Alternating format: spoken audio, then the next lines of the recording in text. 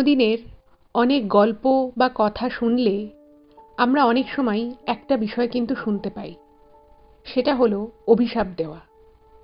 অনেক পৌরাণিক কাহিনীতে আমরা পড়েছি, শুনেছি যে কেউ হয়তো খুব ক্রোধগ্রস্ত হয়ে গেলে বা খুব রেগে গেলে অন্য একজনকে অভিশাপ দিত, এবং যাকে অভিশাপটা দেয়া হতো তার জীবনে কিন্তু মহা সর্বনাশ নেমে আসতো।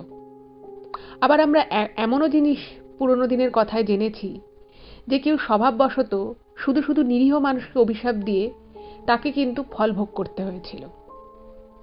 তো আজকের এই 2024-এ দাঁড়িয়ে এই অভিশাপ দেওয়া বা অভিশাপের ফল ভোগ করা, এরকম ঘটনা কি সত্যি আদৌ ঘটে, নাকি আজকের দিনে এগুলো নিছকই পৌরাণিক কথা হিসেবেই রয়ে গেছে? অভিশাপের এরকমই একটা সত্যি ঘটনা আজ আমি এই এপিসোডে আপনাদের সকলের সামনে বলতে চলেছি। নমস্কার শ্রোতা বন্ধুরা, ভূত ভগবান চ্যানেলে আপনাদের সকলকে অনেক স্বাগত। আশা করি সবাই খুব ভালো আছেন, সুস্থ আছেন, আনন্দে আছেন। আমাদের চ্যানেলের এই ঘটনাগুলো যদি আপনাদের ভালো লেগে থাকে তাহলে অবশ্যই চ্যানেলটিকে সাবস্ক্রাইব করবেন, ভিডিওগুলোকে লাইক করবেন। পুরো ঘটনাটা শোনার পরে আপনাদের ঠিক কেমন লাগলো সেই মূল্যবান মতামত জানাতে কিন্তু একদম ভুলবেন না। আর আপনাদের জীবনে বা আপনাদের পরিচিত কোনো মানুষের জীবনেই যদি এই ধরনের কোনো রকম কোনো ভৌতিক, অলৌকিক, দৈবিক, অতিজাগতিক কোনো ঘটনা ঘটে থাকে তাহলে সেগুলো কিন্তু আপনারা আমাদের কাছে লিখে পাঠিয়ে দিতে পারেন। তার জন্য আপনাদেরকে আমাদের চ্যানেলের অ্যাবাউট সেকশনে যেতে হবে। দেখবেন সেখানে আমাদের ইমেল আইডি মেনশন করা আছে। সেই ইমেল আইডিতে ইমেল করে আপনারা আপনাদের সেই ঘটনা আমাদের কাছে অনায়াসে পৌঁছে দিতে পারেন। আর একটা রিকোয়েস্ট করব, যদি পসিবল হয় কাইন্ডলি আপনারা আমাদের চ্যানেলের এই ভিডিওগুলোকে আপনাদের ফ্রেন্ড এবং ফ্যামিলির মধ্যে একটু শেয়ার করে দিন। আমরা এই চ্যানেল আর 5টা সাধারণ মানুষের জীবনে ঘটে যাওয়া বিভিন্ন রকমের ভৌতিক, অলৌকিক, দৈবিক, অতিজাগতিক এই ঘটনাগুলোই বলে থাকি। তাই আমার মনে হয় ঘটনাগুলো যদি আরও 5টা সাধারণ মানুষ শুনতে পারেন তারা অনেক কিছু জানতে পারবেন, বুঝতে পারবেন, শিখতে পারবেন। তার ফলে তারা অনেক বেশি সতর্ক ও সজাগ হতে পারবে। তো চলুন বন্ধুরা, আমি আজকের ঘটনা আপনাদের সামনে উপস্থাপনা করা শুরু করছি। মূল ঘটনায় যাওয়ার আগে একটা ছোট্ট কথা আপনাদের সকলের সাথে বলে নিতে চাই। সেটা হলো, বহুদিন থেকেই আপনারা অনেকে অনেক মেসেজ করেছেন, ইভেন মেলও করেছিলেন যে আমি আমেরিকায় কোথায় থাকি, তার আশেপাশে কি আছে, সেই জিনিসগুলো যেন একটু আমি আপনাদেরকে দেখাই। তো সেইগুলো এই ভূত ভগবান চ্যানেলে তো দেখানো সম্ভবপর নয়। তাই আমাদের ভূত ভগবান চ্যানেলের পক্ষ থেকে একটা নতুন নিবেদন, নতুন YouTube channel the Bong shopper. আমি এই ভিডিওর ডেসক্রিপশানে সেই নতুন চ্যানেলের লিঙ্ক দিয়ে দেবো। আপনাদের যদি কারোর ইচ্ছে হয় যে আমি কোথায় থাকি, তার আশেপাশে বাড়িঘর কীরকম, রাস্তাঘাট কীরকম, প্রকৃতিটাই বা কীরকম, সেগুলো যদি আপনারা দেখতে চান, সেই বিষয়গুলো যদি আপনারা জানতে চান, তাহলে আপনারা আমাদের নতুন চ্যানেল দ্য বং শপারকে সাবস্ক্রাইব করতে পারেন। আশা করি আপনাদের ভালো লাগবে। চ্যানেলে অলরেডি বেশ কিছু ভিডিও চলে গেছে।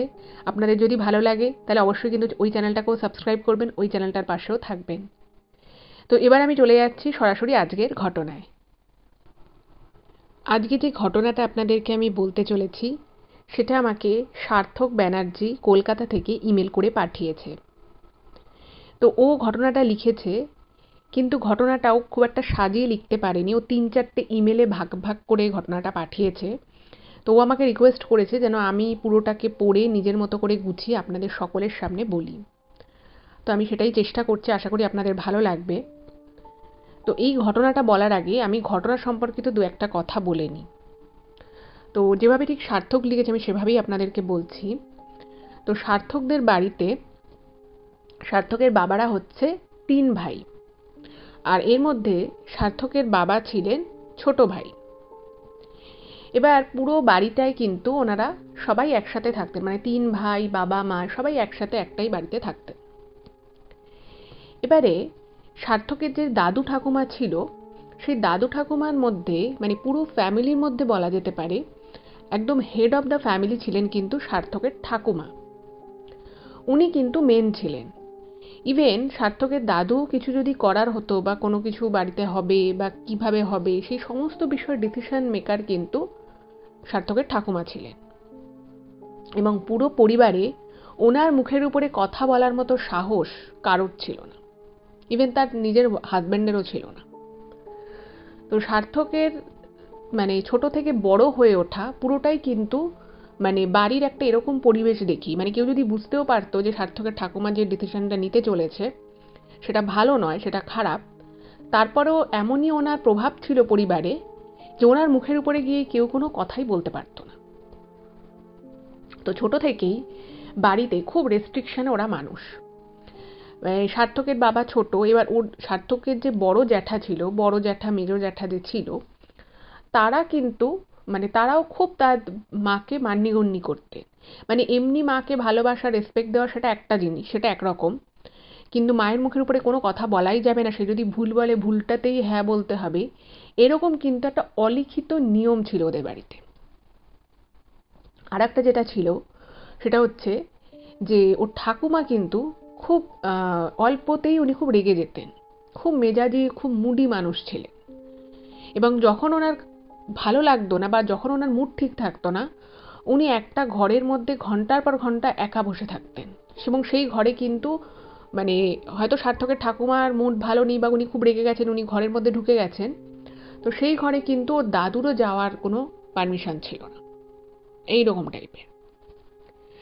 আচ্ছা, এবারে ও যেটা লিখেছে যে ওর ঠাকুমার পরিবারে এরকম একটা প্রভাব বা এরকম একটা ইমেজ ছিল, তার কারণ হচ্ছে যে এই সার্থকের যে দাদু ছিলেন তিনি কিন্তু খুব বড় ঘরের একটা ছেলে ছিলেন।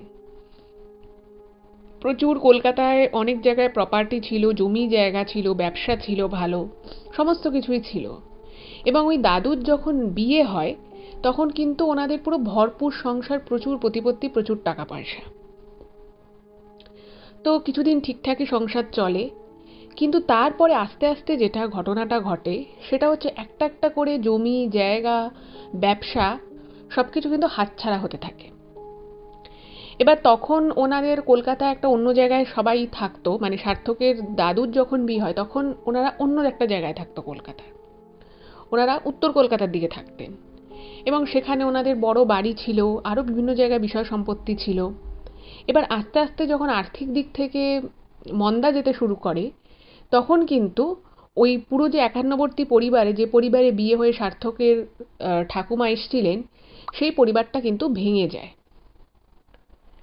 এবং পরিবারটা যখন আস্তে আস্তে আস্তে আস্তে ভাঙন ধরতে থাকে তখন কিন্তু বাকি যেটুকু যা পারিবারিক ব্যবসা বা পারিবারিক যেটুকু সম্পত্তি ছিল সেটুকুও কিন্তু ভাগাভাগি হয়ে অনেক ছোট বয়সে আর কি, ছোট বয়স বলতে তখন সার্থকের যে বাবারা যে তিন ভাই ছিল সেই তিন ভাই খুব ছোট ছোট ছিল, তো তখনই কিন্তু পরিবার পুরো ভাগাভাগি হয়ে যায়। এবং সেই সময় সার্থকের দাদু মানসিক দিক থেকে প্রচণ্ড ভেঙে পড়ে। এবার এই যে সময়টা ছিল, তিনটে ছোট ছোট বাচ্চা, এবং এই সার্থকের বাবারা যে তিন ভাই, তিন ভাইয়ের মধ্যে ডিফারেন্স কিন্তু ওই 1.5 থেকে 2 বছরের, তার বেশি নয়।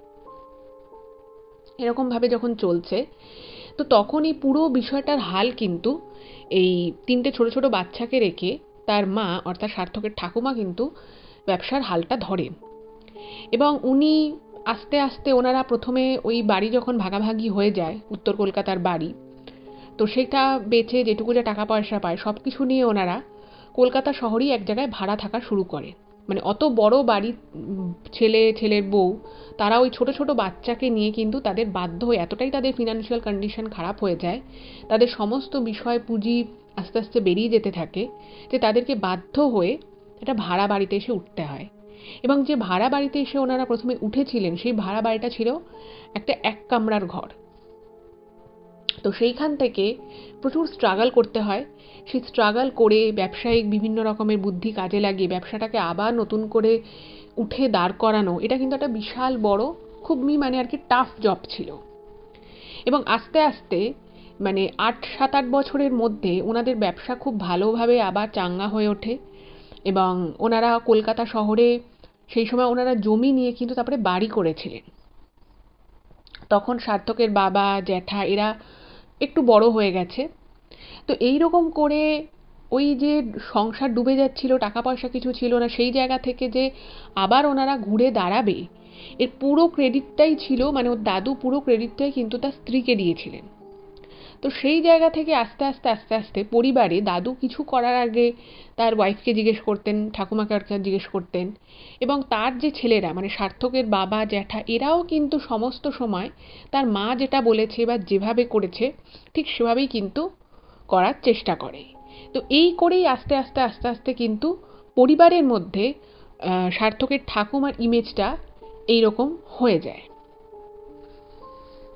এবারে যখন সব কিছু খুব ভালো যেতে থাকে এবং ওনার ঠাকুমা সার্থকের ঠাকুমা যেভাবে বলছে সেভাবে সংসার যখন চলছে, এরকম যখন বহু বছর থেকে ব্যাপারটা চলে আসে, এর মধ্যে আস্তে আস্তে আস্তে আস্তে ওর ঠাকুমার মধ্যে একটা অদ্ভুত রকমের, মানে কি বলবো, একটা চারিত্রিক বৈশিষ্ট্য বলবো বা স্বভাব বলবো বা বদ স্বভাব বলবো, যেটাই আমি বলি না কেন, একটা বিষয়ের সৃষ্টি হয়। সেটা হচ্ছে ওনার, মানে উনি তো এক সময় খুব কষ্ট করেছিলেন। এবার উনি মনে মনে ভাবতেন যে উনি প্রচুর কষ্ট করেছেন এবং আশেপাশের কোনো মানুষ হয়তো ওনার কষ্টটা সেভাবে বুঝতে পারেনি। হ্যাঁ, অবশ্যই উনি কষ্ট করেছেন, 3টে ছোট ছোট ছেলেমেয়ে নিয়ে ওনাকে ভাড়া বাড়িতে এসে উঠতে হয়েছিল। অবশ্যই সেই জায়গা থেকে ব্যবসাটাকে আবার দাঁড় করানো খুবই কষ্টের।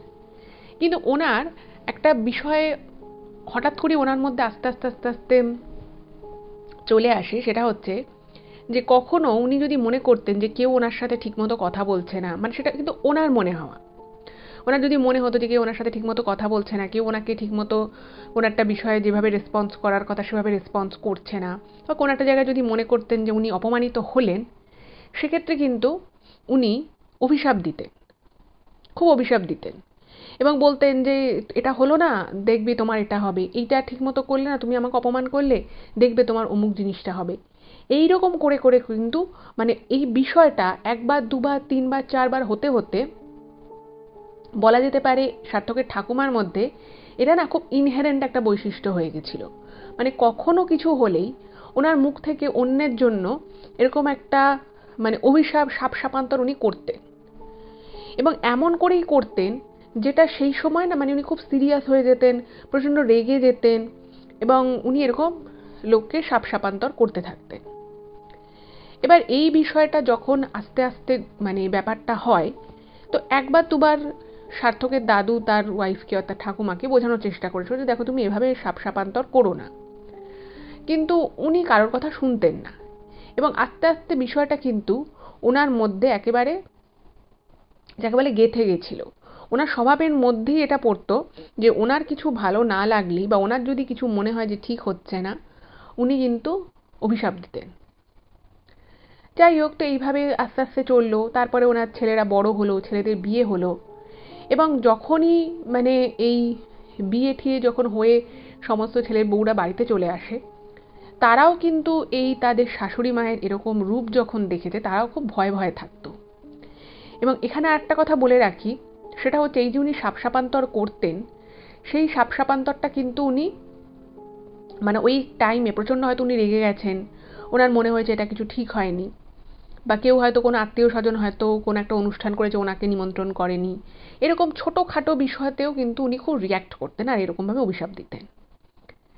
এবার যেটা সার্থক লিখেছে যে ও তো এগুলো, মানে ছোটবেলা থেকে এগুলো ও দেখেছে, কিন্তু ওর বাবার কাছে বা মায়ের কাছে শুনেছে যে কয়েকজনকে উনি মানে এরকম অভিশাপ দিয়েছিলেন। তো মানে যেভাবে অভিশাপ দিয়েছে ঠিক সেরকম ঘটনা ঘটেনি ঠিকই তার জীবনে, কিন্তু প্রায় বলা যেতে পারে কাছাকাছি সেরকম, বা অল্প হলেও কিন্তু সেই বিষয়টা ফলে গেছিল।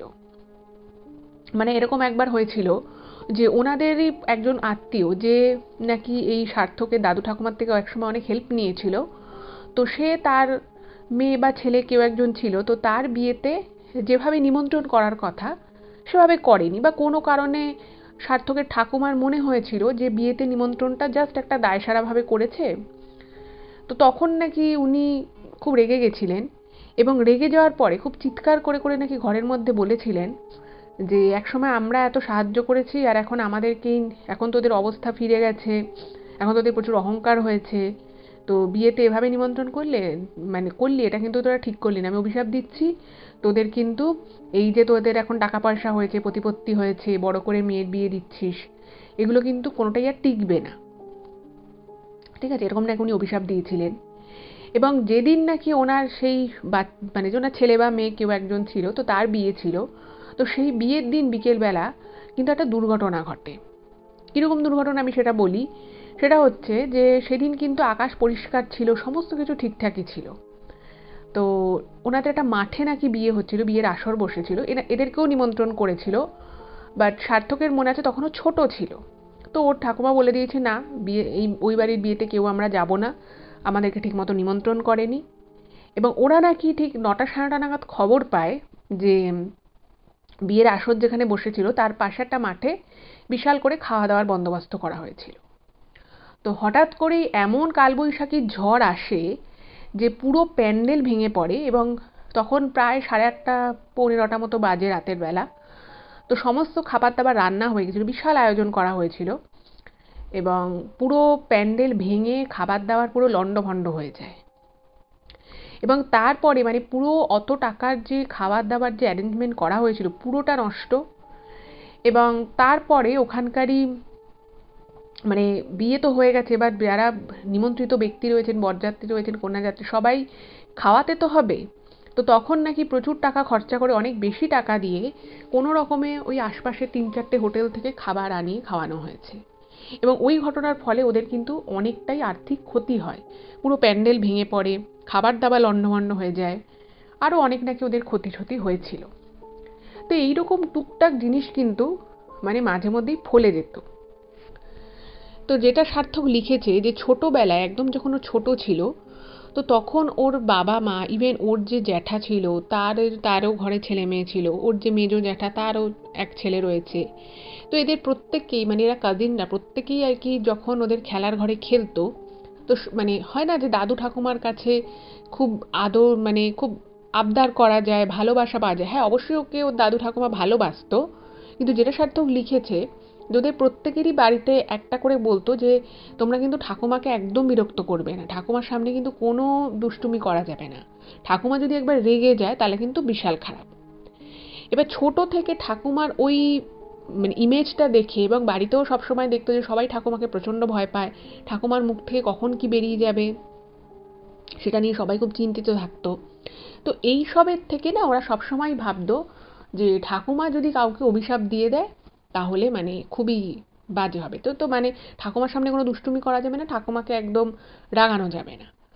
তো এরকম করতে করতে একবার মানে একবার দুবার আর কি এরকমও ঘটনা ঘটেছে যে ওদের পাশের বাড়ির লোকের সাথে কিন্তু প্রচণ্ড ঝামেলা হয়ে গেছে। মানে এরকম একবার হয়েছিল যে ওনাদের বাড়ির আর কি, যে ওদের বাড়িতে পিছনে একটা খুব বড় আম গাছ ছিল, সার্থকদের বাড়ি অনেকদিন আগে জমিটা কেনা হয়েছিল, তো ওখানে তখন আম গাছ দেওয়া হয়েছিল। এবার ওই আম গাছ যেখানটায় ছিল, তো সেইখানটার ঠিক পাশে মানে পাশে যে আর কি বাড়িটা ছিল সেই বাড়িটা ছিল 3তলা একটা বাড়ি, আর ওদের বাড়িটা ছিল 3তলায়, কিন্তু 3তলার উপরেও একটা ছোট ঘর ছিল, সেটা আর কি স্টোর রুম মতো ছিল। তো যখন ওদের ওই পিছনের দিকে আম গাছটা বড় হতে থাকে, তো পাশে যে বাড়িটা ছিল সেই বাড়িটার জানলা টালনায় গাছের ডালপালা ঢুকে যেত। এবার প্রথম থেকে কিন্তু পাশের বাড়ির লোকেরা কিছু বলেনি, মানে ভাবতো যে ঠিক আছে আবার বলবো, তোরা ঠাড়ে ঠোড়ে বোঝাতো যে তোমাদের গাছের ডালপালাগুলো কেটে দাও বা আম গাছটা কেটে দাও, কিন্তু এরা শুনতো না। আর ওর দাদু ঠাকুমার কিন্তু গাছ খুব প্রাণ ছিল, মানে যেটা সার্থক লিখেছে যে ওদের মানে বাড়িটা ছিল 4.5 কাঠা জমির উপরে। এবার সেখানে কিছু কিছু গাছ, একটা পেয়ারা গাছ, একটা আম গাছ, এরকম কিন্তু গাছ আছে। এবারে ওই যে পাশের যে বাড়িটা ছিল, তো সেই বাড়িতে একদিন কি হয়েছে, এরকমভাবে প্রচুর প্রচুর পরিমাণে মানে গাছের ডালে না কিছু কারণে পিঁপড়ে এসছে, বড় বড় কাঠ পিঁপড়ে। তো যেহেতু গাছের পাতাগুলো অনেকটাই পাশের বাড়ির দিকে ছিল, তো সেই পিঁপড়েগুলো গাছের পাতা বেয়ে বেয়ে ওদের ঘরে ঢুকে গেছে। এবারে হঠাৎ করে এরকম করে ঢুকেছে, তো সেদিন ওই পাশের বাড়ির লোকের একটু রেগেই গেছে, একটু বিরক্ত পেয়েছে যে বারবার বোঝাই যে গাছের ডালগুলো কেটে দিন, শোনে না। তো সেদিনকে কি হয়েছে, ওদের বাড়িতে কেউ ছিল না সেরকম, ওর দাদু ছিল না, কিন্তু সার্থকের মা, ওর জেঠিমা, এরা সবাই ছিল। তো পাশের বাড়ির ভদ্রলোক এবং ভদ্রমহিলা এসে ওনাদের বাড়িতে বলছে যে আপনাদের গাছগুলো তো একটুখানি কাটতে পারেন, এভাবে আম গাছের পাতা ঘরে এমনিই ঢুকে যায়, সারা বছরই খুব অসুবিধে হয়, আমাদের হয়তো পিঁপড়ে ঢুকে যাচ্ছে। তো এই সব বলে তো তখন ওর ঠাকুমা বলেছে যে ঠিক আছে, যে ডালগুলো আপনাদের ঘরের দিকে ঢুকে গেছে আপনি সরিয়ে দেবেন, আমাদেরকে বারবার বলার কি আছে, গাছ তো আর আমি কাটবো না, আমার গাছ বছরে একবার করে সুন্দর ফল দেয়, এরকম ফল দেয়া গাছ তো কাটতে নেই, এরকম গাছ কাটলে অমঙ্গল হবে আমার পরিবারে। তো আপনাদের যে গাছের পাতাগুলো মনে হচ্ছে অসুবিধে হচ্ছে আপনারা মুচড়ে দেবেন বা কেটে দেবেন, ভেঙে দেবেন, যা করার করবেন। এবার যাদেরকে বলেছে তাদেরকে তো ওর ঠাকুমা বলেই দিয়েছে যে আপনাদের ঘরে যখন পিঁপড়ে ঢুকছে আপনারা কেটে দেবেন। এবারে সেদিন রাতের বেলা ওদের ঘরে এবার ওরা চলে গেছে, শুনেছে যে ঠিক আছে ওরা বলেছে ভেঙে দিতে। তো তখন কি করেছে, ওই বাড়ির যে ভদ্রলোক ছিলেন পাশের বাড়ির, তো তিনি বেশ অনেকটা করে করে মানে ওদের বাড়ির দিকে আসছে এরকম প্রায় সবকটা ডাল কিন্তু ওই বাড়ির দিকে যাচ্ছে, অন্য দিকটা কিন্তু না। আর ওদের আম গাছটা খুব বিশাল বড় না হলেও মোটামুটি কিন্তু বড় ছিল। আর ও যেটা লিখেছে যে মানে আম হতো, বাট গাছটা যেহেতু খুব বড় নয়, প্রচুর আম হতো এরকম নয়, কিন্তু ওই গাছ দাদু ঠাকুমার খুব প্রিয় ছিল। এবারে ঘটনাটা যেটা ঘটে সেটা হচ্ছে যে ওরকম করে উনি গাছের ডালটা কি করে, ওদের বাড়ির দিকে আসা প্রায় ৬-৭টা ডাল উনি একদম ভেঙে দেন, এবং ভেঙে দেওয়ার পরে ওদের বাড়ির দিকে আর কিন্তু কোনো ডাল ছিল না। এরপর যেটা হয়, পরের দিন সকালবেলা মানে এই সার্থকের ঠাকুমা কিন্তু মানে পুরো বাড়ি সবসময় খেয়াল রাখতেন। সকালবেলা একবার করে উনি পুরো বাড়ি চক্কর মারতেন, দেখতেন সবকিছু ঠিকঠাক আছে কিনা। পাশে রাস্তায় উনি হাঁটাহাঁটি করতেন, সকালবেলা মর্নিং ওয়াক করতেন আর কি। তো উনি যখন দেখতে পান যে ওনার বাড়ির গাছের ডাল, বেশ কিছু ডাল ওভাবে কেটে কেটে রাস্তার সামনে ফেলা রয়েছে, উনি মারাত্মক রেগে যান। এবং শুধু রেগে যান তাই নয়, উনি তখন পুরো একদম পাশের বাড়ি যে ছিল সেই পাশের বাড়িতে গিয়ে উনি বলেন যে আমার বাড়ির যে গাছ রয়েছে আম গাছ, সেই গাছে এতগুলো ডাল আপনাকে কে বললো ভাঙতে? আমি আপনাকে বলেছিলাম যে যেটুকু গাছের পাতা বা ডাল আপনাদের ঘরের মধ্যে ঢুকছে মনে হচ্ছে আপনি সেটুকু কাটবেন, আপনি এত বেশি করে কেটেছেন কেন? তো সে ভদ্রলোক তো অবাক হয়ে গেছে, বললো যে আমি তো আপনাকে কালকে বাড়ি বসে বলতে গেলাম, আপনি তখন আমাকে কি বললেন? আপনি বললেন যে আপনারা তাহলে কেটে দেবেন। আমার এদিকে এতগুলো গাছের ডালই আসছিল, তো সেই জন্য আমি কেটে দিয়েছি। আমি তো পুরো গাছও কাটিনি, আর আপনার বাড়ির দিকে যে ডালপালা রয়েছে আমি সেটাও কাটিনি। আমার বাড়িতে এগুলো আসছিল, আমার অসুবিধে হয়েছে তাই আমি কেটেছি। এবারে দেখুন, এই সার্থকের ঠাকুমাকে ওদের পরিবারের লোকেরাই যে শুধু জানতো তা তো নয়, আশেপাশের আত্মীয় স্বজন পাড়া প্রতিবেশী সবাই জানতো।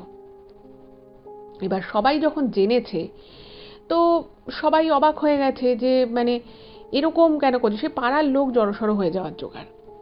তো যাই হোক, তো তখন যখন আরও আশেপাশের লোকেরা বলেছে যে হ্যাঁ ওদের অসুবিধা হয়েছে তাই হয়তো কেটেছে, আপনি এত রেগে যাচ্ছেন কেন? তো বয়স্ক মানুষ আরও বেশিও কথা বাড়ায়নি, তো উনিও বাড়ি চলে এসছে সার্থকের ঠাকুমা। বাড়ি আসার পরে উনি নাকি চিৎকার করে করে ওই পাশের বাড়ির লোকেদের উদ্দেশ্যে বলছে যে তোমরা তোমাদের ঘরে পিঁপড়ে ঢুকছে বলে আমার গাছের এতগুলো ডাল কেটে দিলে, আমার ফলহারি গাছ, আমার এরকম গাছটার ক্ষতি করলে, তোমাদের এরকম করলে তো তোমাদের ভালো হবে না, তোমাদের ঘরেও কখনো না কখনো এরকম করে কিছু ক্ষতি হবে, দেখবে তোমাদের ক্ষতি হবে, এরকম করে বারবার বলছে। এবার এই যে ঘটনাগুলো ঘটতো না, সেটা কিন্তু মানে সার্থকের বাবা জ্যাঠা কেউই পছন্দ করতো না মন থেকে। এবং যখন মানে এই ধরনের ঘটনা ঘটতো, মানে ওই ঠাকুমার নিজের ছেলেরা তারা কিন্তু বহুবার ওনাকে বুঝিয়েছিল যে দেখো এভাবে যাকে তাকে এরকম বলো না, এরকমভাবে সাপসাপান্তর করা ঠিক না। কিন্তু ওই যে বললাম উনি কারোর কথা শুনতেন না। তো এর কিছুদিন পরে একদিন মানে খুব ঝড় বৃষ্টি হচ্ছে, এবং সেটা কিন্তু কালবৈশাখীর টাইম না, মানে এপ্রিল মে মাস নয়, কিন্তু এই আগস্ট সেপ্টেম্বর এরকম একটা হবে। তো একদিন খুব ঝড় বৃষ্টি হচ্ছে, এবং ঝড় বৃষ্টি হতে হতে ওদের যে মানে খুব আর কি ঝড় বৃষ্টি হচ্ছে, এবং ওদের যে পাশের যে বাড়িটা, এই ঝড় বৃষ্টির মধ্যেই মানে ওদের বাড়িতে খুব চিৎকার চেঁচামেচির আওয়াজ শোনা যাচ্ছে, খুব চিৎকার।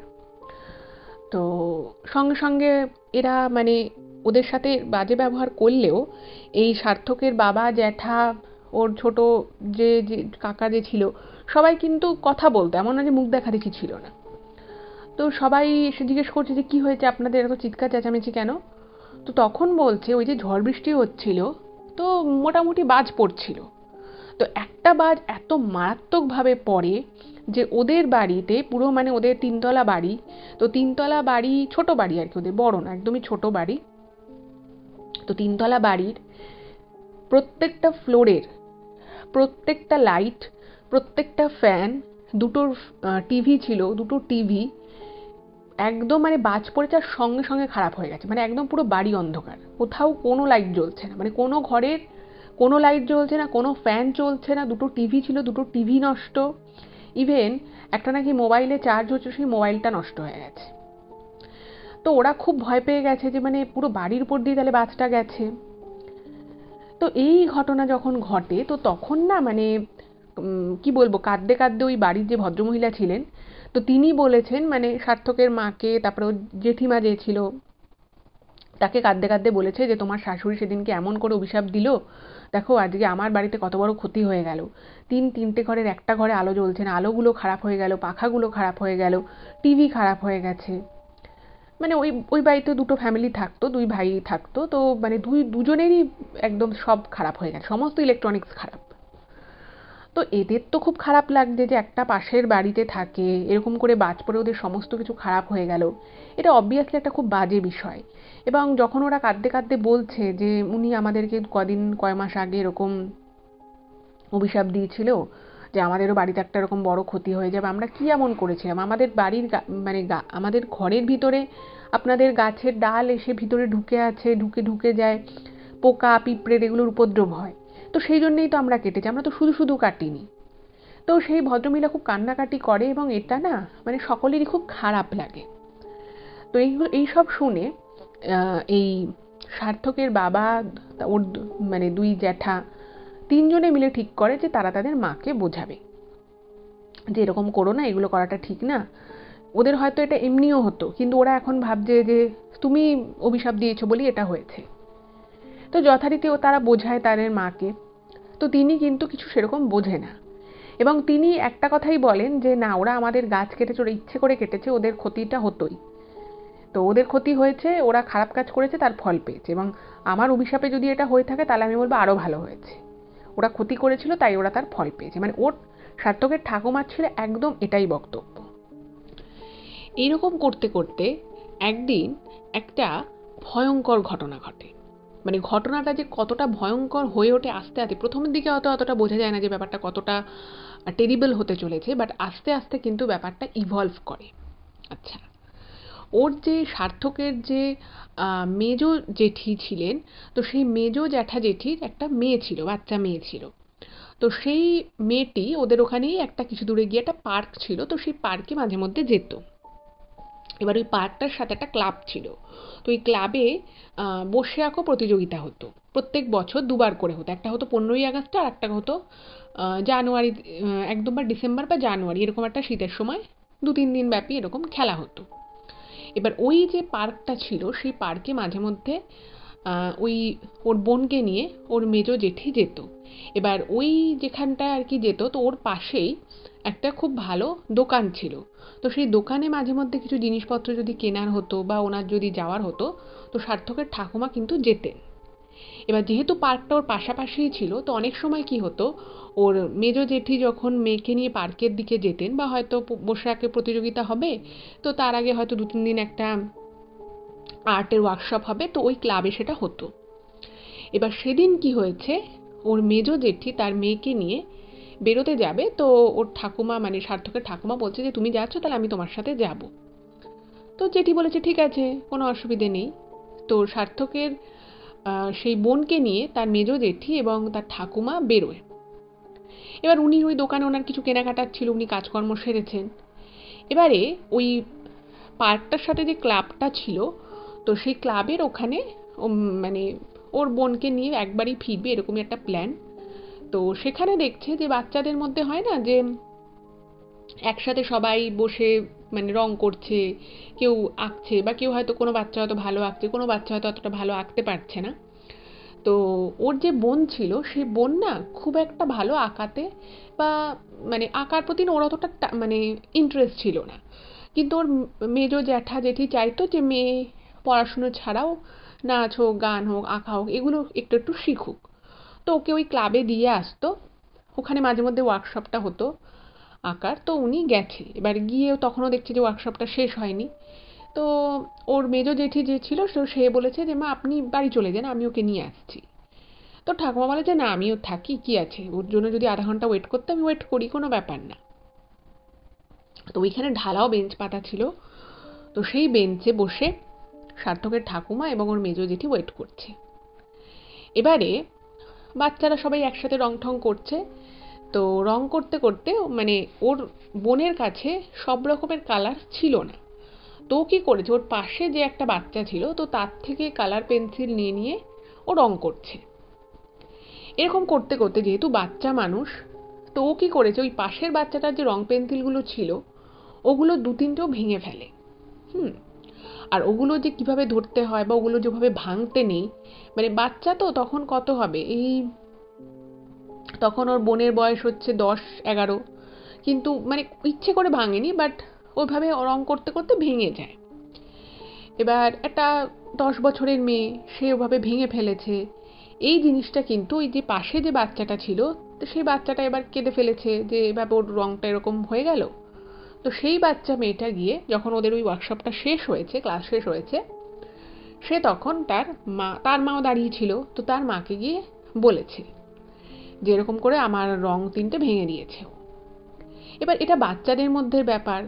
তো যাই হোক, তো তার মা তো খুব রেগে যায় যে কে ভেঙেছে তোমার রং।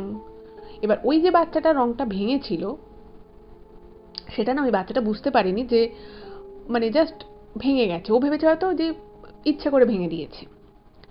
এবার টপার যখন নিয়ে এসছে, তো তখন বলছে ওই মেয়েটা ভেঙেছে। এবার সেই মেয়ে হচ্ছে গিয়ে এই সার্থকের মেজো জ্যাঠাজেঠির মেয়ে। তো সেই যে ভদ্রমহিলা ছিল, তো সেই ভদ্রমহিলা না মানে কিছুই সেরকম বলেনি, জাস্ট বলেছে যে তুমি ওর থেকে রং নিয়ে রং করছিলে সেটা ঠিক আছে, কিন্তু তা তুমি ভাঙলে কেন? তো তখন ওর মানে জেঠির মেয়ে, সেও বাচ্চা, তো সে না তখন কেঁদে ফেলেছে। সে বলেছে না আমি ইচ্ছে করে ভাঙিনি, ভেঙে গেছে। এবার এই যে কনভারসেশনটা হচ্ছে, সেই কনভারসেশনের মাঝখানে কিন্তু ওর এই সার্থকের ঠাকুমা চলে আসে। এবার এখানে একটা কথা বলে রাখি, যেটা সার্থক লিখেছে ইমেলে, যে যেহেতু উনি মানে ওর ঠাকুমা অনেক ছোটবেলায় অনেক কষ্ট করে নিজের বাচ্চাদেরকে বড় করেছিলেন, তো উনি না খুব প্রোটেক্টিভ একটা নেচার সবসময় রাখতেন।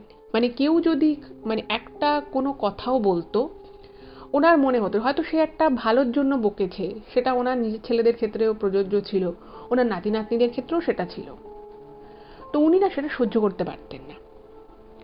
এবারে ওই যে ভদ্রমহিলা যার বাচ্চার রং এই সার্থকের বোন ভেঙেছিল, সে যখন দু একটা কথা বলে, তো এই কথাটা যেই মুহূর্তে সার্থকের ঠাকুমার কানে যায়, তিনি কিন্তু খুব রেগে যান এবং তিনি রেগে গিয়ে হঠাৎ করে ওখানে চিৎকার চেঁচামেচি করতে থাকেন। এবং উনি বলেন যে আপনার কত টাকা রং ভেঙেছে, আমি তার 3 গুণ টাকা আপনাকে দিয়ে দেবো, আপনি আপনার নাতনিকে বকছেন কেন, এরকম করে আর কি উল্টোপাল্টা কথা বলা শুরু করে।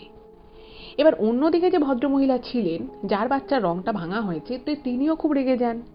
তিনি বলছেন যে আপনাদের বাচ্চা আমার মেয়ের রংটা নিয়ে ভেঙে দিয়েছে, আমি ওকে শুধু জিজ্ঞেস করেছি ও কেন রংটা ভেঙেছে, ওর কি মনে হলো যে ও রংটা ভাঙলা, আপনি সেখানে টাকা পয়সার প্রসঙ্গ আনছেন কেন? আমি কি আপনার থেকে টাকা চেয়েছি? আমার যদি টাকা চাওয়ার হতো আমি তাহলে টাকার কথাই বলতাম। তো তার দিক থেকেও সে একদম ঠিক, তারও মনে মনে খারাপ লেগেছে যে আমি একটা ভালো কথা বাচ্চাটাকে বলতে গেলাম, জিজ্ঞেস করতে গেলাম, আমাকে উল্টে টাকা পয়সার কথা বলছে, আমি তো টাকার জন্য বলিনি। এই করে ওখানে একটা খুব বাজে রকমের ঝগড়াঝাটির সৃষ্টি হয়। এবার এই পরিস্থিতিতে এবার এখানে একটা কথা বলি, সেটা হচ্ছে যে সার্থকের ঠাকুমা যদি একবার কোনো বিষয় বচসায় জড়িয়ে পড়তো, তাকে কিন্তু কেউ থামাতে পারতো না। এবার উনি ক্রমাগত উল্টোপাল্টা বলে যাচ্ছেন, ওনার কথা শুনে অপরপক্ষ রেগে যাচ্ছে, সেও কিছু কথা বলছে। এই করতে করতে করতে একটা বিশাল বড় ঝগড়া অশান্তির পরিবেশ সৃষ্টি হয়। এবং এই পরিবেশ যখন সৃষ্টি হয়, তো তখন কিন্তু সেই মানে ওর ঠাকুমা, সার্থকের যে ঠাকুমা ছিল, সে মানে হঠাৎ করেই মানে খুবই রেগে যায় এবং খুব রেগে গিয়ে উনি ওনার স্বভাবসিদ্ধ কাজটি করে বসেন। বুঝতেই পারছেন আপনারা যে আমি স্বভাবসিদ্ধ কাজ বলতে কোনটা বলছি। উনি সাপ সাপান্তর করতে থাকেন এবং সাপ সাপান্তর করে উনি অনেক কিছুই বলেন। এবং তার মধ্যে একটা ছিল যে একটা রং ভেঙেছে বলে এরকম করছো, অন্য কিছু ভাঙলে কি হতো, অন্য কিছু ভাঙলে আমি তোমাদেরকে বলছি তোমরা এত এরকম করলে তো দেখবে তোমাদের কিছু একটা ভাঙবে, এবং এমন কিছু ভাঙবে যেটা অত সহজে সারবেও না। এরকম করে উনি একটা মানে যথেষ্ট খারাপ এরকম কথা বলে উনি ওখান থেকে ওনার নাতনিকে নিয়ে বেরিয়ে চলে আসেন। এবং এই সাপ সাপান্তরের কথাটা মানে ব্যাপারটা ওখানে আরও যে যারা ছিল তারাও জেনে গেল যে মানুষটি এভাবে সাপ সাপান্তর করে চলে গেল। আর যেহেতু উনি একজন বয়স্কা ভদ্রমহিলা ছিলেন, তো উনি এরকম করলেও না কেউ ওনাকে যে খুব ওনাকে সেটা নিয়ে তিরস্কার করবে বা কেউ কোনো কথা শোনাবে, এরকম ব্যাপারটা কিন্তু ছিল না।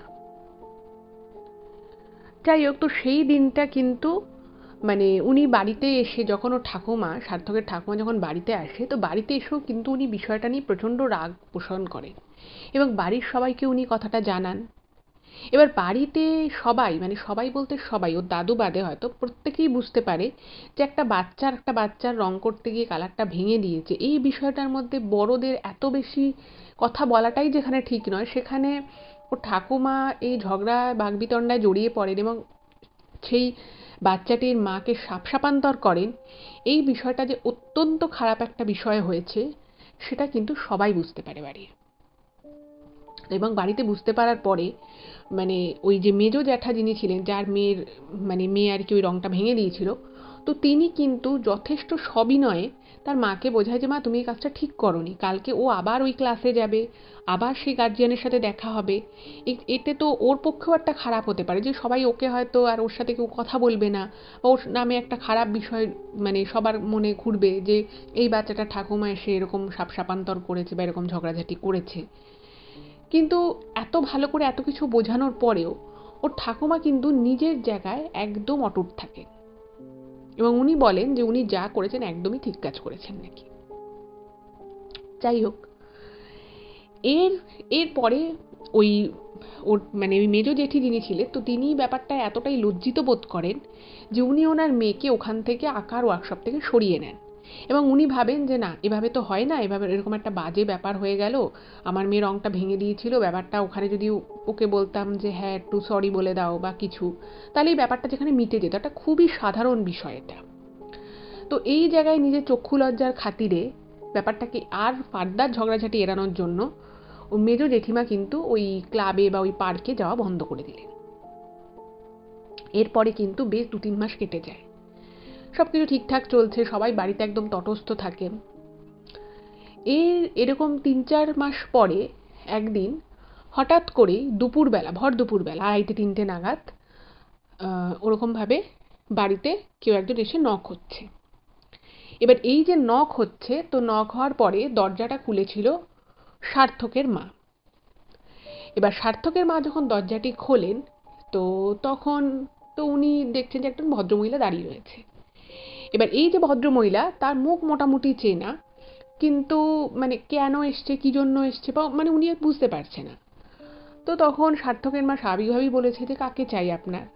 তো তখন ওই ভদ্রমহিলা বলে যে ওর মানে এই সার্থকের মেজো জেঠিমার মেয়ের নাম করে, তো মেয়ের নাম করে বলছে যে ওর মা আছে। তো তখন বলছে হ্যাঁ ওরা তো দোতলায় আছে, আমি ডেকে দিচ্ছি। বলছে একটু ডেকে দিন।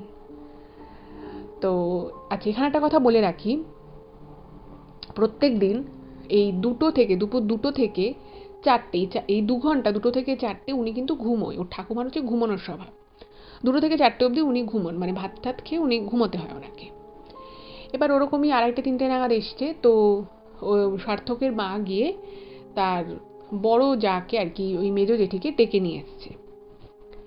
এবার মেজো জেঠিকে যখন ডেকে নিয়ে এসছে, তো তখন উনি যখন দেখছে যে একটা ভদ্রমহিলা দাঁড়িয়ে রয়েছে, উনি দেখে না পুরো অবাক হয়ে গেছেন।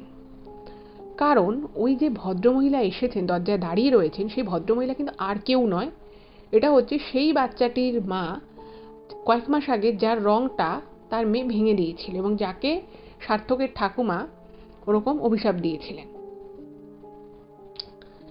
এবারে ওনাকে দেখে তো খুব অবাক হয়ে গেছে এবং একটু ভয়ও পেয়ে গেছে যে এত মাস পরে আবার বাড়ি বসে কি ঝগড়া ঠগড়া করবে নাকি। তো ওর মেজো জেঠিমা না এসে একদম মুখটা কাচুমাচু করে বলছে হ্যাঁ বলুন, মানে উনিও মানে একটা হেজিটেশন হচ্ছে মনের মধ্যে। তো তখন ওই ভদ্রমহিলা প্রথমে কিছুক্ষণ একদম মুখটা গোমড়া করে চুপ করেছিলেন।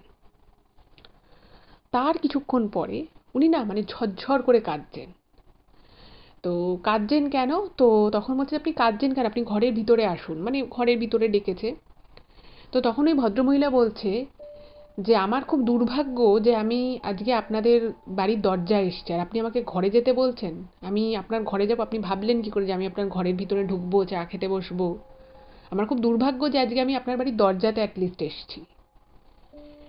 তো সার্থকের মা তো বুঝতে পারছে না যে কি ব্যাপারটা হলো। তো তখন ওর জেঠিমাকে জিজ্ঞেস করছে, ওর মেজো জেঠিকে। তো তখন ওর মেজো জেঠি বলছে যে হ্যাঁ মানে সামনাসামনি আর কি বলবে, তো বলছে হ্যাঁ ওর মেয়েরই রংটা আমার মেয়ে ভেঙে দিয়েছিল। তো তো তখন ওর মেজো জেঠিমা ক্ষমা চাইছে, বলছে না আমি জানি আমার শাশুড়ি আপনাকে অনেক খারাপ কথা বলেছে, তো আমি আপনার কাছে ক্ষমা চাইছি, আর সত্যি আমার মেয়েও কাজটা ভালো করেনি, রংটা ভেঙে দিয়েছিল।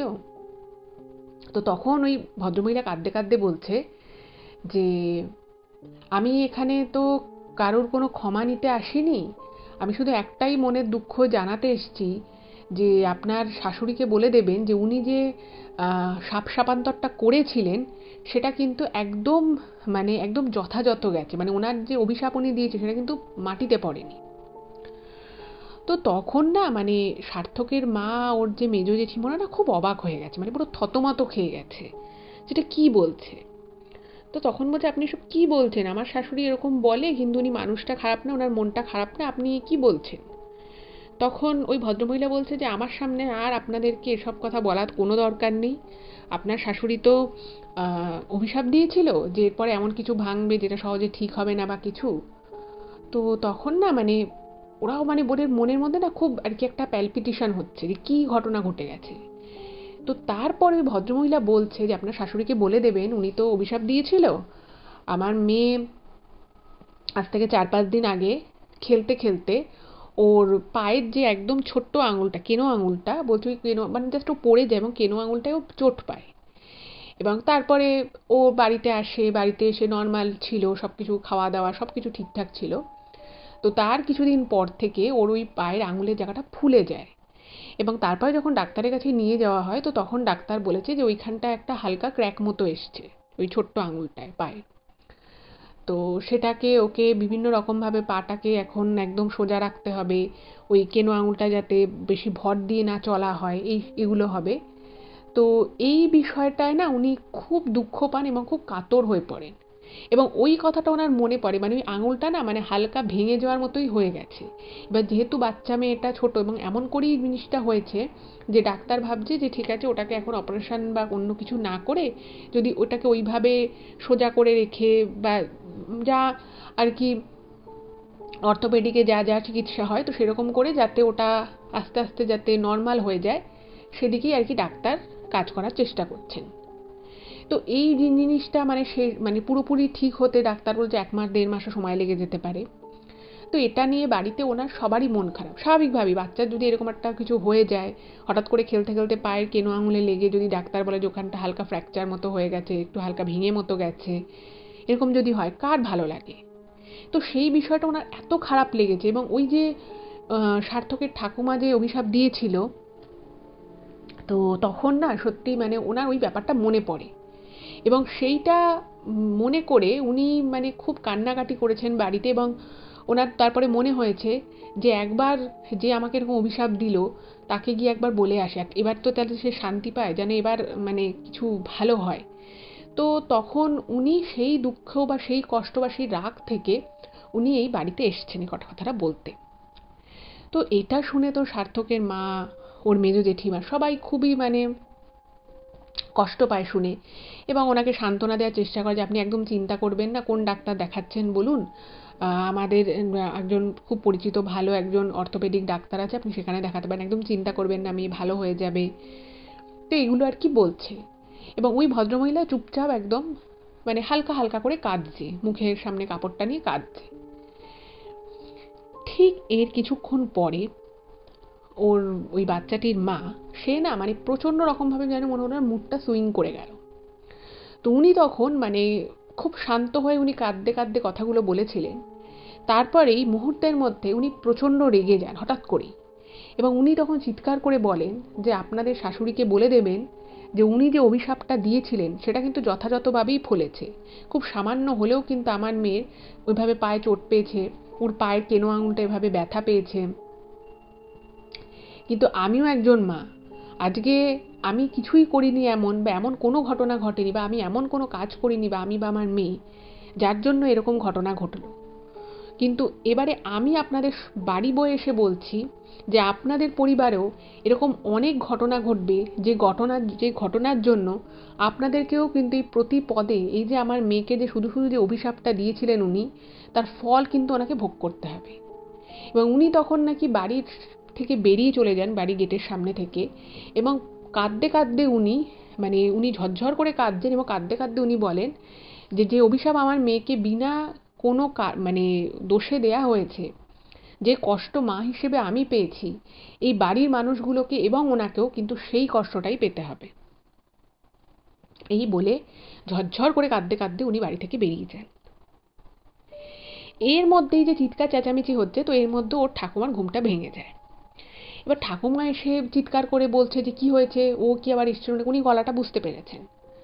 তো সেদিন না মানে এত খারাপ লাগে, মানে সকলের প্রচণ্ড মনটা খারাপ হয়ে যায়। সার্থকের মায়ের মন খারাপ হয়ে যায়, ওর মেজ জেঠিমার মনটা খারাপ হয়ে যায়, যে সত্যিই তো উনি শুধু শুধু এরকম কথাটা বললো, হয়তো এটা কাকতালীয়ভাবেই ওনার মেয়ের পায়ে চোট পেয়েছে, কিন্তু উনি তো ভাবলেন যে পুরোটাই এরকম অভিশাপের জন্য হয়েছে। তো কারণ না মানে বললাম যে যেহেতু সার্থকের ঠাকুমাকে সবাই খুব ভয় পেত, তার ছেলেরা, তার বৌমারা, তো সবাই কেউ আর সেরকম কোনো কথা বলেনি, যে যার ঘরে চলে যায়। ঠিক এই ঘটনার 3 দিন পরের ঘটনা, মানে এই যে ওই বাড়িতে এসে ওই ভদ্রমহিলা বললেন, ঠিক তার 3 দিন পরে ঘটনা আমি বলছি। যে সার্থ লিখেছে যে ঠিক 3 দিন পরে হঠাৎ করেই একদিন দিনের বেলাতে, মানে জাস্ট ওনার মানে সার্থকের জ্যাঠা অফিসে বেরোবে, উনি একটা জায়গায় কাজ করতেন, তার সাথে সাথে উনি ব্যবসাটা দেখতেন, ওনাদের একটা পারিবারিক যে ব্যবসা ছিল। তো হঠাৎ করেই সকালবেলা প্রচণ্ড রকমভাবে ওর জ্যাঠার বমি শুরু হয়, শুধু শুধু। তো প্রথমে ভেবেছে যে নিশ্চয়ই খাবার দাবারে কিছু অসুবিধে হয়েছে, কিছু গ্যাস অম্বল হয়েছে, তো উনি ওষুধ খান। ওষুধ খেয়ে উনি বাড়ি থেকে বেরিয়েও যান।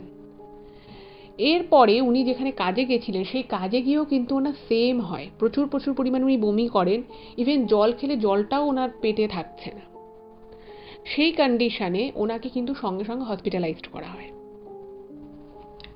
2 দিন 3 দিন উনি হসপিটালে থাকলেন, মানে ডাক্তার কিছুই পেল না, কিন্তু মানে মানুষটা কিছু খেতে পাচ্ছে না, খেলেও খুব অল্প পরিমাণে খাচ্ছে। তো ডাক্তার বলেছে যে ঠিক আছে, কোনো কারণে হয়তো কোনো ফুড পয়জন হয়েছিল বা কিছু, ওনাকে ওষুধ দেওয়া হয়, এবং কোনো রকমে যে মানুষটা একদম ফিট অ্যান্ড ফাইন ছিল, সেই মানুষটা কিন্তু অনেকটাই মানে শীর্ণ হয়ে উনি বাড়ি ফেরেন।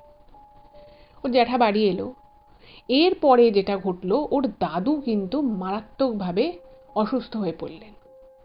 ওর দাদুর যেটা প্রবলেম ছিল সেটা হচ্ছে ওনার না খুব সর্দি লেগে খুব শ্বাসকষ্ট হতো। তো জ্যাঠা হসপিটাল থেকে বাড়ি এলো, এবং ঠিক তার পরের দিন মানে দাদু যে ছিল সেই দাদুর অবস্থা খারাপ হয়ে গেল, দাদুকে হসপিটালাইজড করা হলো। এরপরে যেটা হলো সেটা হচ্ছে যে সার্থকের যে প্রবলেমটা শুরু হলো সেটা হচ্ছে রাত হলে ওর জ্বর আসা শুরু হলো। এবার প্রথম দিন জ্বর এসছে, দ্বিতীয় দিন জ্বর এসছে, তৃতীয় দিন জ্বর এসছে। এবার ভাবছি যে রাতের বেলা করে রোজ কেন জ্বর আসছে। তো তার মধ্যে মানে প্রচণ্ড কাঁপুনি, দিন রাত জ্বর আসা শুরু হলো। ডাক্তারের কাছে নিয়ে যাওয়া হলো এবং ডাক্তার বলল যে ম্যালেরিয়া হয়েছে। তো ওই সময় ম্যালেরিয়া মানে সার্থকের হলো, ইভেন ওর যে মেজ জেঠিমার যে ছেলে মেয়ে ছিল, 2 ছেলে মেয়ের হলো, বাড়িতে কিন্তু আর কারোর হলো না। এই 3টে বাচ্চার প্রচণ্ড রকমভাবে ম্যালেরিয়া হলো, এবং 3টে বাচ্চাই এতটা ডিটোরিয়েট করে গেল 2 দিনের মধ্যে, মানে ওষুধ চলছে তাও তাদেরকে কিন্তু হসপিটালে ভর্তি করতে হলো। মানে ভাবতে পারছেন, একটা বাড়িতে 4টে মানুষ হসপিটালে। ইন দ্য মিন টাইম যেটা হলো, সার্থকের বাবার হঠাৎ করেই বাতের ব্যথার অ্যাটাক হলো। মানে উঠতে যাচ্ছেন, উঠলে আর বসতে পারছে না, বসলে উঠতে পারছেন না, পা নাড়াতে অসুবিধে হচ্ছে, মানে প্রচণ্ড বাতের ব্যথা। আচ্ছা, ওর মেজ যে জেঠিমা ছিল, সেই মেজ জেঠিমাও হঠাৎ করে মানে প্রচণ্ড আর কি দুর্বল হয়ে গেলেন, অসুস্থ হয়ে গেলেন, উনিও ওনার হাজবেন্ডের মতো খেতে পারছেন না। মানে সেই সময় ওনার পরিবারটা মানে 4টে 3টে বাচ্চা সহ একটা বয়স্ক মানুষ, 4জন হসপিটালে ভর্তি। ভাবুন মানে কাকে ছেড়ে কাকে দেখবে, কার জন্য করবে, কাকে রাখবে। এই করে যাই হোক কোনো রকমে বাচ্চাগুলো, তারপরে ওদের 3 ভাই বোনই মানে ম্যালেরিয়া থেকে আস্তে আস্তে ওরা রিকভার করলো। এবং রিকভার করার পরে যেটা সার্থক লিখেছে, ওর মনে আছে, ও প্রচণ্ড দুর্বল ছিল। আচ্ছা, এই ব্যাপারটা যেতে যেতেই হঠাৎ করেই ওর যে মেজ জ্যাঠা ছিল, সেই মেজ জ্যাঠার কিন্তু ডেঙ্গু ধরা পড়ল। মানে ওনারও জ্বর আসছিল, প্লেটলেটস কাউন্ট খুব কম হলো। তো পরীক্ষা করে মানে ডাক্তার প্রথমেই নাকি বলেছিল যে এটা একটা ডেঙ্গু হতে পারে। তো ডেঙ্গু টেস্ট যখন করানো হয় তখন কিন্তু ডেঙ্গু ধরা পড়ল। এবং এখানে একটা জিনিস মানে অদ্ভুত বিষয় হচ্ছে যে সব কিছু যখন একসাথে হচ্ছে সেই সময় কিন্তু মানে ওর ঠাকুমার কিন্তু কিছু হচ্ছে না, যা হচ্ছে কিন্তু পরিবারের মধ্যে হচ্ছে। এবার এইরকম করে যখন আস্তে আস্তে পুরো পরিবারে এরকম মানে হসপিটাল আর বাড়ি এরকম করতে হচ্ছে, তো একদিন মানে বাড়ির সেই তিনটে বউ মানে সার্থকের মা, সার্থকের আরও দুই জেঠিমা, তাদের কিন্তু মানে ধৈর্যের বাঁধ ভেঙে গেল যখন দেখছে বাড়িতে সবাই অসুস্থ হয়ে পড়ছে, সবাই খারাপ আছে। তো তখন ওনারা তিন বউ মিলে ওনার যে শাশুড়ি ছিল তার উপরে মানে বলল যে মা, এই যে বাড়ির মধ্যে যে এই যে জিনিসগুলো শুরু হয়েছে এটা হচ্ছে যে কর্মফলের জন্য। আপনি যাকে যাকে যা নয় তাই কখনো বলেছেন, আপনার যেখানে এত কথা বলার দরকার নেই আপনি সেখানে ছোট ছোট কারণে মানুষকে শাপান্তর করেছেন। আজকে আপনি একটা বাচ্চার রং পেন্সিল ভেঙে দিয়ে সেখানে নিয়েও আপনি বাজে কথা বলেছেন। আজকে এই সমস্ত আপনার যে মানে বাজে কাজ বা আপনি যেই মানে শাপান্তর মানুষকে করেছেন বিনা দোষে, আজকে সেগুলোর কিন্তু মানে হায় আমরা ভুগছি। এবং আপনি ভুগছেন না, কিন্তু আপনার প্রিয় আপনার ছেলেরা, আপনার নাতি নাতনিরা তারাই কিন্তু ভুগছে।